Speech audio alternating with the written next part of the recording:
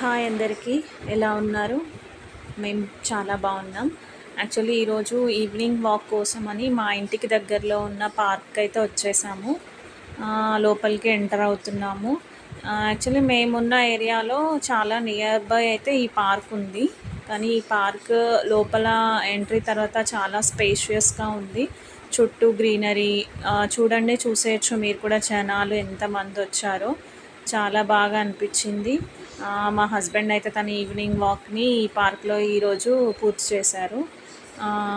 మా పిల్లలు కూడా ఈ పార్క్లో చాలాసేపు బాగా ఆడుకున్నారు. చుట్టూ చెట్లు, పచ్చదనం చాలా బాగా అనిపించింది. యాక్చువల్గా మనకి ఈ గ్రీనరీ మొత్తం పల్లెటూర్లలో బాగా కనిపిస్తుంది, కానీ ఇక్కడ కూడా చాలా బాగా అనిపించింది.